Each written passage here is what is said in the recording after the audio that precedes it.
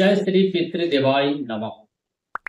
প্রিয় দর্শক বন্ধু, ভাদ্রপদ পূর্ণিমা থেকে শুরু হয় পিতৃপক্ষ, যা চলে আশ্বিন মাসের অমাবস্যা পর্যন্ত।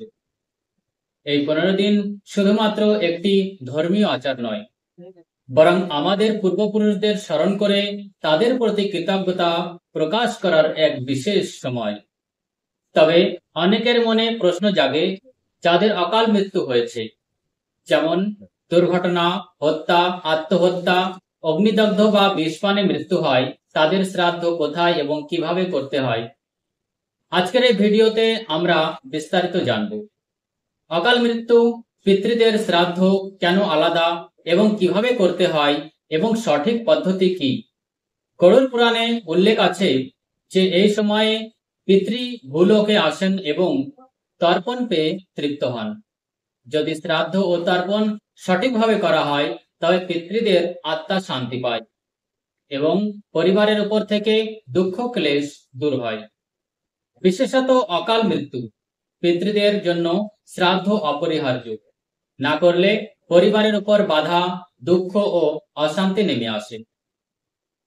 দুর্ঘটনা, আত্মহত্যা, হত্যা, অগ্নিদগ্ধ, বিষপান বা যুদ্ধে মৃত্যু ইত্যাদি ক্ষেত্রে তারা অকাল মৃত্যু পিতৃ বলা হয়। এদের জন্য আলাদা তিথি ও পবিত্র স্থান নির্দিষ্ট করা হয়েছে। গরুড় পুরাণে বলা হয়েছে এরা প্রেত যোনিতে কষ্ট ভোগ করেন যতদিন না তাদের জন্য শ্রাদ্ধ তর্পণ করা হয়। ফাল্গু নদী ও গয়াধাম, এখানে পিণ্ডদান করলে 3 পুরুষ পর্যন্ত মুক্তি লাভ করেন।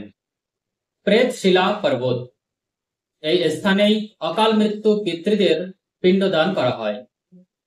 এখানে পিণ্ড অর্পণ করলে প্রেত যোনি থেকে মুক্তি মেলে। ছাতু দিয়ে পিণ্ড তৈরি করে অর্পণ করা হয়। তর্পণে জল, তিল, কুসা ও কালো তিলের ব্যবহার হয়। শুধুমাত্র দিনের বেলায় পিণ্ডদান করা হয়, সূর্যাস্তের পর নয়। সন্ধ্যার পর এখানে থাকা নিষিদ্ধ। কথিত আছে সূর্যাস্তের পর এখানে অদৃশ্য শক্তির প্রভাব বেড়ে যায়, তাই সব আচার সন্ধ্যার আগে সম্পূর্ণ করতে হয়। চতুর্দশী তিথি, যা ভয়াল চতুর্দশী নামেও পরিচিত, ওই দিন প্রেতশিলা বেদিতে পিণ্ডদান করা হয়। পুরোহিতের নির্দেশে তর্পণ, পিণ্ডদান ও হোম করা হয়। এর ফলে পিতৃদের মুক্তি, পরিবারের শান্তি ও সমৃদ্ধি প্রাপ্ত হয়। যদি গয়া যাওয়া সম্ভব না হয়, তাহলে কি করবেন? গঙ্গা জল, তিল, কুসা ও ছাতু দিয়ে তর্পণ করুন।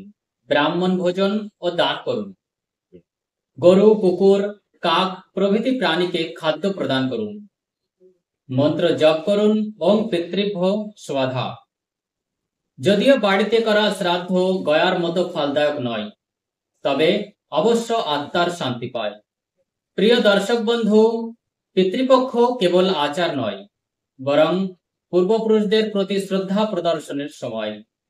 বিশেষত যাদের অকাল মৃত্যু হয়েছে, তাদের জন্য প্রেতশিলা পর্বতে শ্রাদ্ধ ও তর্পণ অত্যন্ত ফলপ্রসূ। আসুন পিতৃপক্ষ 2025-এ আমরা সকলে আন্তরিকভাবে আমাদের পিতৃদের স্মরণ করি ও তাদের শান্তির জন্য শ্রাদ্ধ করি, যাতে তারা আমাদের আশীর্বাদ করেন। জয় শ্রী পিতৃদেবায় নমঃ।